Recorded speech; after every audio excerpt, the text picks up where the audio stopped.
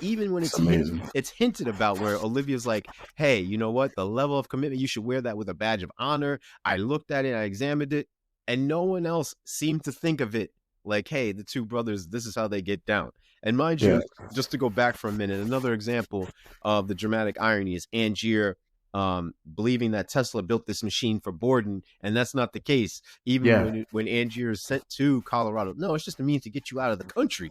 It's yeah, yeah, so yeah. that No, it's true. Yeah, so I thought that was really dope. And then of course the ending is the twisting irony where, I don't even want to touch upon that because it's so obvious.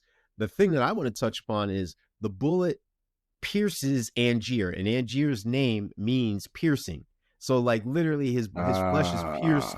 And, clever etymology. Yeah. yeah, and you got to start thinking like an angler, meaning a fisherman. He's using the Mm-hmm. bait and everything. So, and he's coming from a different angle. So, like, just his name is utilizing all this in the end of the movie. So he's sitting there, and eventually, when he fades to black, the fire consumes him, meaning he went to hell. So the fire is whatever. But then in the backdrop, you see all these clones, these replicants, Yeah. and That's the and rather than prestige. a test tube, they're drowning in water. So you have the amalgamation and the antithesis of one another, the yin to the yang, and then you have Borden, who's also there. And mind you, Borden's name also is one about not only planks and bordering up and hiding and keeping secrets and sheltering himself off, closing himself off from his wife, who's supposed to be in on the secret, which is also kind of ironic from a heterosexual standpoint, where wives hiding things from their husbands, supposedly, where the husbands don't recognize what's going on.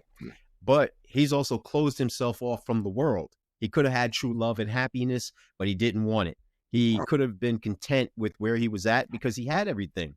He was Yeah. successful on multiple fronts, but again, he decided to close himself off from his emotions and who he was as a man. Yeah, Borden's on. Yeah. So I got questions about Borden at the end, so we'll go to that. But yeah, let's go into the cake. I know there's a lot of stuff that we talked about Yeah. that we really just dealt with about this. I'm just gonna jump into a couple of things that I liked real quick. You talked about the wife and just the wife's character, that's Sarah Sarah. and Olivia, and their relationship with him. I like that Sarah and Olivia both know that Borden isn't just one person. It's crazy. And I'm gonna extend some grace to them that they understand it, but it's like it's such a crazy kind of situation that I like that they both kind of pick up on it. And I really like what they do with Sarah, like the way that he says I love you. Like I know when you really mean it and when you don't really mean it. Yeah. And it's because it's a different one. I always thought that was just a clever part in there. I also like how the movie advances by both men reading each other's journals. Yeah. And the last page where they read it, like, yeah, I do. Yeah. They're sitting in their jail cell right now. Both of them. I got you. I like how they do that. That's like, this is funny to me because like you see Borden looking around